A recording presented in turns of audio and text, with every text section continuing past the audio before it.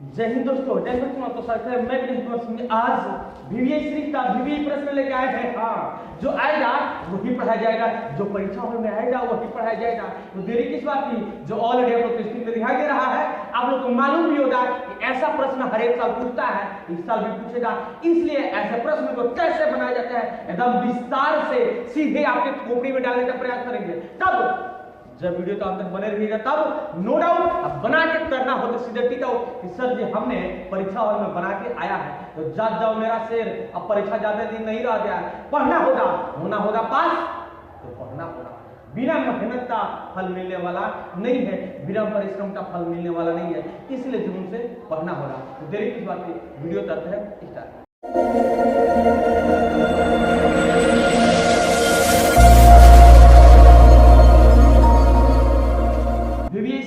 VVI प्रश्न जो already आप लोग को स्क्रीन पे दिखाई दे रहा है, ये सर जी 2015 में पूछ दिया है, 18 में पूछा है, और था बोर्ड मॉडल है तो पढ़ने की जरूरत है, एकदम जड़ से जानने की जरूरत है। चलिए देख लेते हैं हम भी। कह रहा है सिद्ध कीजिए कि √5 एक अपरिमेय संख्या है।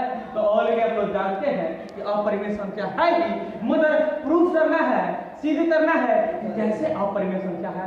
तो 0 से 0 बना के छोड़ने का हमने शपथ ले लिया है, तो आपको 0 से 0 बना के ही छोड़ेंगे।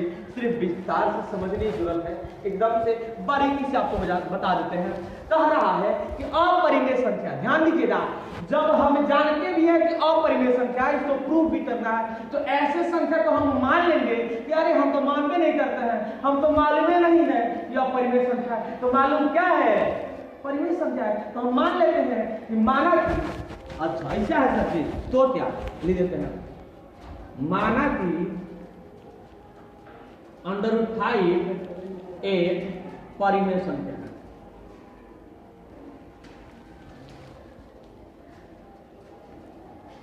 नहीं मालूम है तो मान लेंगे, काहे कि दे रहा है कि √5 एक अपरिमेय संख्या है, सिद्ध करना है, तो नहीं मालूम है मान लेते हैं।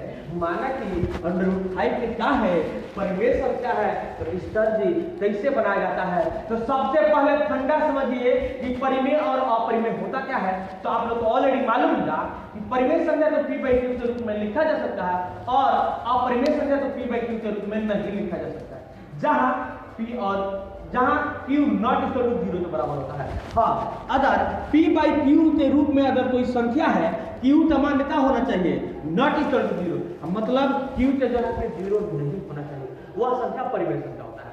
तो अब रहा बात कि सर जी अपरिमेय संख्या होता है कौन, जो अंडर रूट में, जैसे √2 आ गया, इसका तो वर्गमूल निकलेगा नहीं, परिमेय होगा। देखिए 1/2, 4/2, ये सब क्या है, परिमेय संख्या है। 5/4 क्या है, ये सब परिमेय संख्या है। अब यह रूट में आ गया, इसका वर्गमूल या निकाल भी सकते हैं, या निकालेंगे इसको तो क्या होगा, नॉन रिपीट, ये सर रिपीट होना, नॉन रिपीट नंबर आएगा।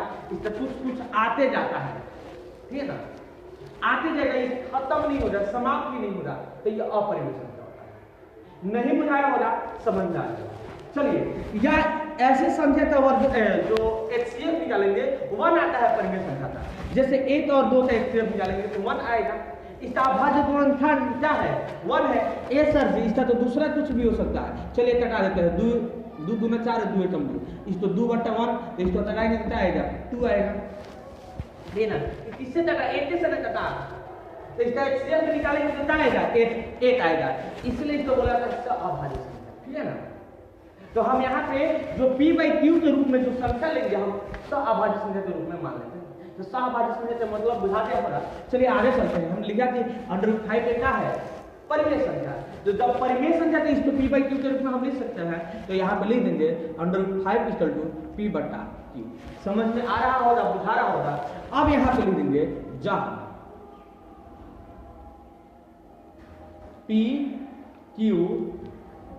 PQ सहअभाज्य संख्या है,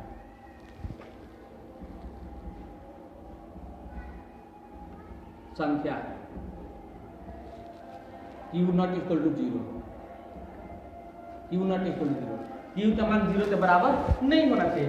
अगर आपको लगता होगा कि ये सर जी सहअभाज्य संख्या का मतलब हमें नहीं समझ में आया, बने रहिए, एकदम 0 से 0 बना के आपको छोड़ेंगे। सहअभाज्य संख्या का मतलब होता है वैसा संख्या जिसका HCF 1 है।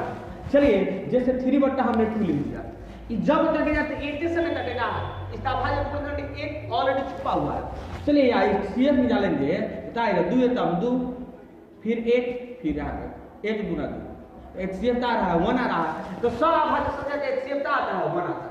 मतलब जो संख्या होगा ना, दो ऐसा संख्या होगा जो जब कटेगा तो एक ही से कटेगा और किसी संख्या से ही नहीं कटेगा, समझ में आया? जैसे 3 बट्टा 2 है तो जब कटेगा तो 1 से कटेगा, ठीक है। यह अगर सोचिएगा 3 एकम सॉरी 1 या 3 1 से 1 गुना 2 और संख्या कोई कटने वाला है तो दोनों में कॉमन गुणनखंड के रूप में क्या है 1 है। या इसको आप इस तरीके से लिख सकते हैं, और भी कोई गुणनखंड थोड़ी है तो और भी कोई नहीं है यार, दोनों में कॉमन क्या है 1 है, ठीक है ना। तो यह सब अभाज्य संख्या का नियम होता है। तो यह p by q के रूप में भी गुणनखंड के रूप में क्या हुआ है 1 ही छुपा हुआ है, इसलिए हमने क्या लिया है कि p by q एक क्या है सब अभाज्य संख्या है, q not equal to 0। समझ में आ रहा होगा, बुझा रहा होगा। तो अब आगे चलते हैं कि ये सर रूट को हटाया कैसे जाए, रूट को हटाया कैसे जाए। तो आपको मालूम होगा कि रूट को हटाने के लिए क्या करते हैं, वर्ग करते हैं। अगर बराबर में हमने कोई संख्या ले लिया 4:3, अगर दोनों तरफ वर्ग कर रहे हैं तो क्या उसमें कोई तो बराबरी ना होगा, दोनों तरफ वर्ग करके तभी भी बराबर। 4 चौका 16, ये सर जी 3 3 9। अब देख फिर इसका वर्गमूल के लिए तो 4, इसका वर्गमूल। अगर कोई संख्या ले ले कह देती बराबर में, ठीक है ना, तो बराबर में होगा, वर्ग करेंगे कोई परिवर्तन नहीं हो सकता। यहाँ पे 1 लिख दिए, यहाँ पे 1 लेंगे, क्या वर्ग करेंगे तो क्या आएगा 1 1 आएगा, 1 1 आएगा ना। अब हम यहाँ पे 2 लिख दिए, इधर भी 2 लिख दिए, 2 लिख दिए 2 लिख दिए, दोनों पे वर्ग करेंगे तो आएगा 4 फिर 4, फिर इसको तकाइएगा तो फिर 2 में आ ही जाएगा। समझ में आ रहा होगा, बुझा रहा होगा। तो हटाने के लिए हमने क्या किया, इसको वर्ग करेंगे तो हम यहाँ पे लिख देंगे दोनों तरफ वर्ग करने पर।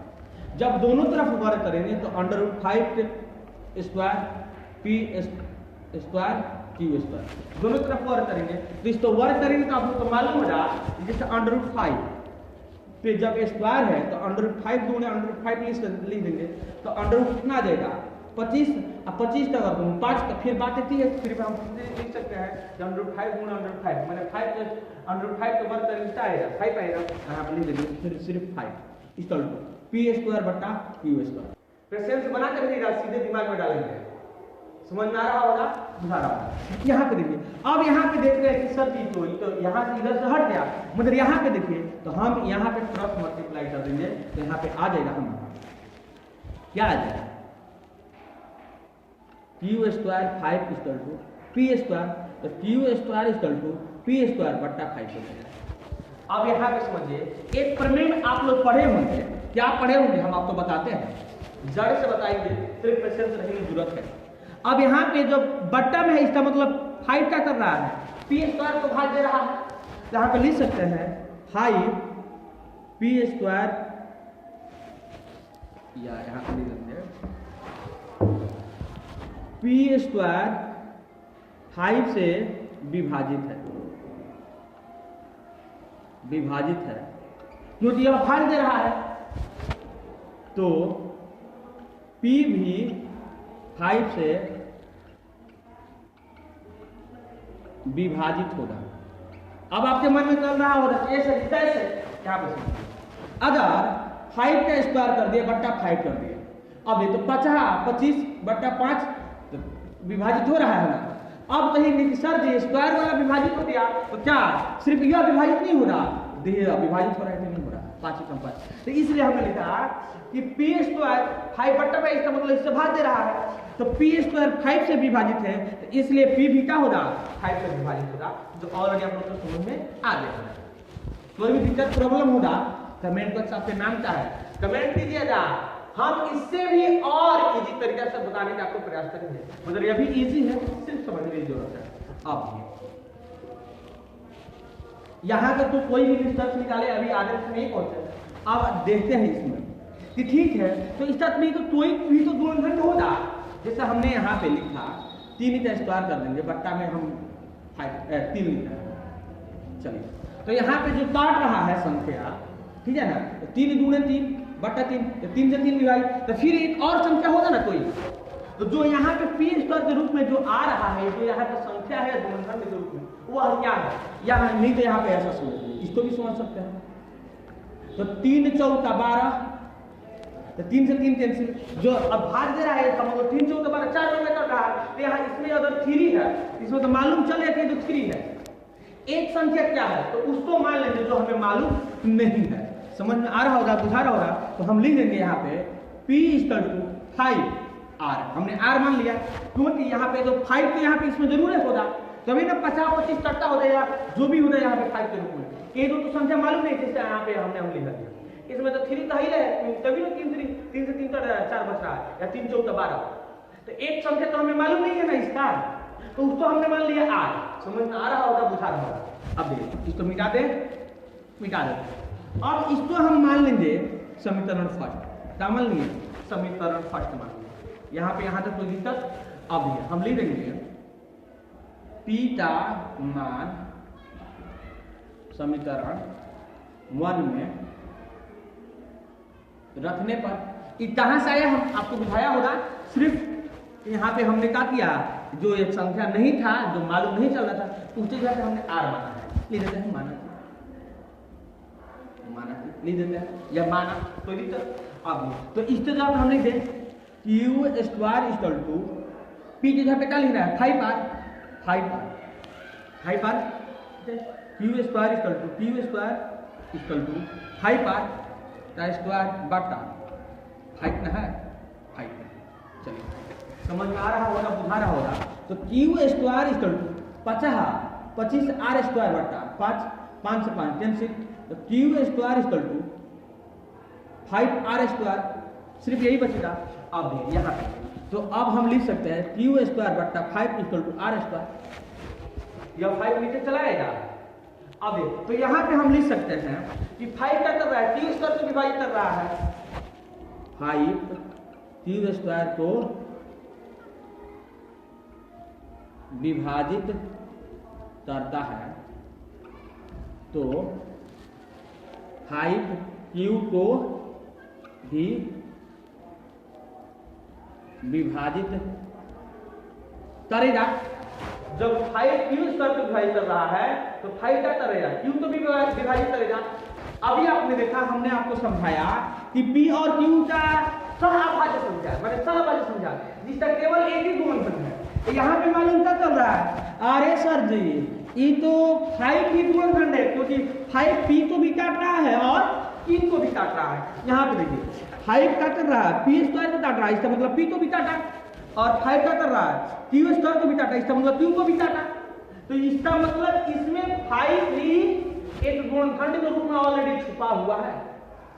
इसका मतलब P/Q जो हमने जो यहाँ पे लिखा है, ये परिमेय संख्या नहीं है, अपरिमेय संख्या है। जब यह अपरिमेय संख्या हो गया तो इसके बराबर हमने क्या लिखा था? √5, वो भी क्या होगा? अपरिमेय संख्या होगा। सिर्फ इसी कंसेप्ट को लिख देने की जरूरत है। यहाँ तक कोई दिक्कत प्रॉब्लम नहीं हुआ होगा तो आप समझ लीजिए होने वाला नहीं है। अब हमारा काम बन गया, तो यहाँ पे लिख देंगे हम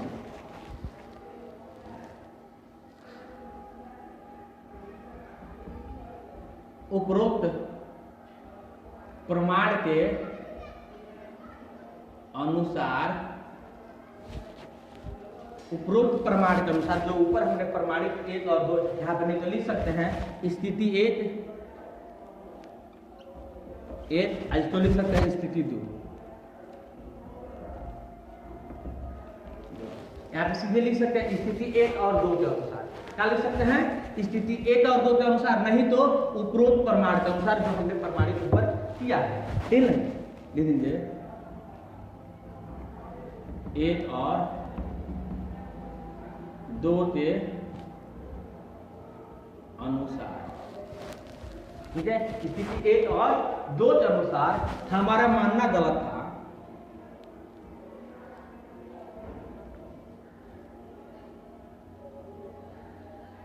गलत था कि P/Q एक परिमेय संख्या है, बल्कि यह एक अपरिमेय संख्या है। संख्या है। इसलिए जब यह p बाई क्यू का है अपरिमेय संख्या है, इसलिए √5 क्या होगा, अपरिमेय होगा, क्योंकि इसी के बराबर है। इसलिए √5 भी एक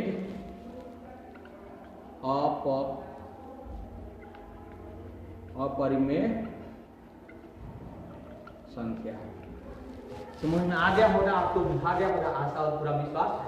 अगर किसी प्रकार की इसमें दिक्कत होगा, कोई शब्द जो आप लोग को ऑलरेडी समझ में नहीं आया होगा, पूछ सकते हैं। इसको 2 बार जरूर बनाइएगा, 1 से 2 बार बनाइएगा, थोड़ा सा टेढ़ा तो लगेगा, मतलब बनाना होगा, क्योंकि ऐसा हर एक शब्द पूछता है।